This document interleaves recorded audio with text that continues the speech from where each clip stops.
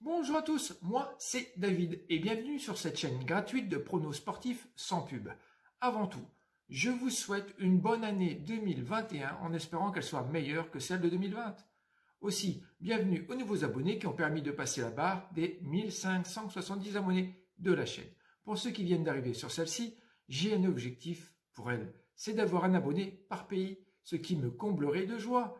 Et qui sera le spectateur du jour? Petite dédicace à Mamadou de la Côte d'Ivoire qui s'est signalé dans les derniers commentaires. Ensuite, petit bilan sur la dernière vidéo qui était d'ailleurs la seconde sur les 10 matchs de Première Ligue pour cette 16e journée. Le Boxing Day. Encore des surprises. Les nuls de Leicester, de Chelsea, de Southampton et des Reds. Et celui qui fait beaucoup couler d'encre, c'est le match d'Everton Man City qui a été reporté pour cause de Covid 4 heures avant le début de la rencontre. Nous avons plusieurs pronos qui passent avec une nouvelle fois avec un 6 sur 8. C'est encourageant pour un second essai. Je viens vous présenter mes avis sur les 10 rencontres de Première Ligue pour cette 17e journée qui se déroulera donc à partir du premier jour de l'année 2021.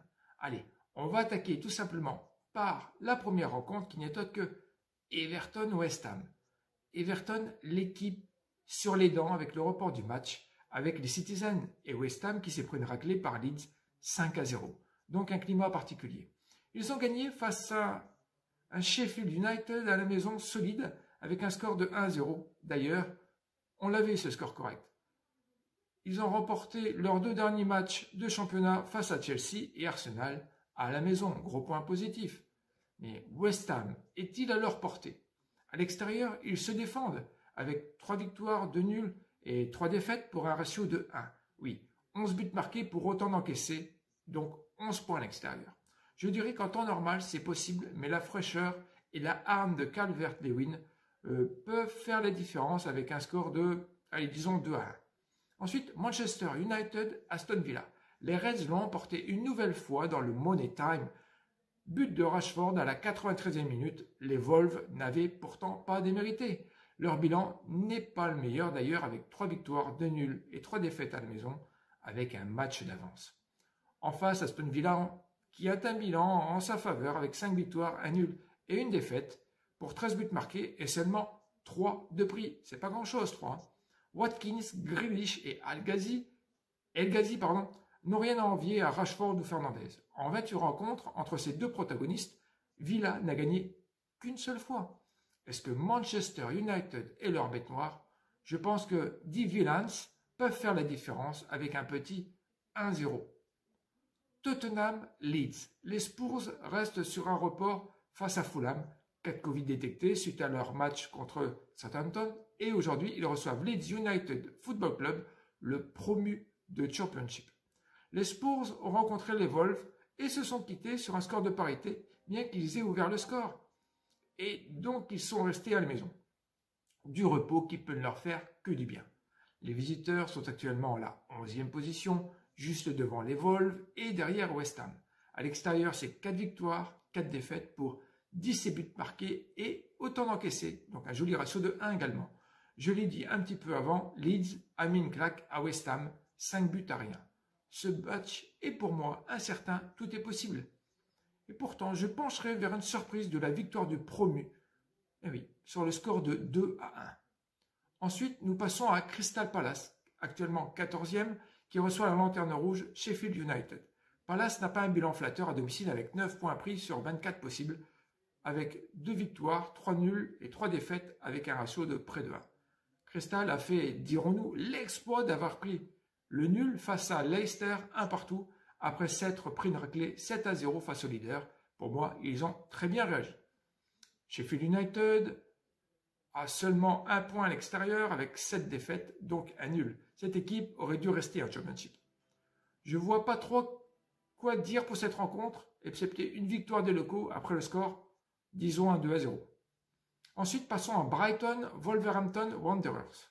Brighton occupe actuellement la 17e place avec 13 points et à domicile, c'est 0 victoire. Par contre, on a 4 nuls et 4 défaites pour 7 buts marqués et 12 encaissés. Pour sa 2e année en Première Ligue, le promu prend cher, mais qui s'est pourtant bien défendu face aux Gunners malgré le 1-0. Une belle solidité défensive est à mettre en avant pour Brighton. Les Wolves, quant à eux, étaient proches de l'exploit. Ils se sont inclinés à la 93e minute face aux Reds de Man United. C'est la loi du sport. Parfois, la chance, ça se provoque. Ils connaissent leur 3e défaite d'affilée. C'était face à Liverpool, Burnley et maintenant United. L'entraîneur, Espirito Santo, le Portugais, était dépité à la fin de la rencontre avec United et on peut le comprendre. À l'extérieur, c'est 3 victoires, 5 défaites pour seulement 6 buts marqués et 13 encaissés. Au vu de ce qu'on a pu voir avec la 15 et 16e journée, je donnerai l'avantage aux Midlands de l'Ouest, soit les Wolves, avec un score de 1-0 pour direction du stade des Hawthorns pour la rencontre West Brom-Arsenal. Les locaux occupent la 19e place du championnat avec seulement 8 points. À domicile, c'est triste. Une victoire, 2 nuls et 5 défaites pour 5 buts marqués et surtout 20 encaissés. Ça fait mal.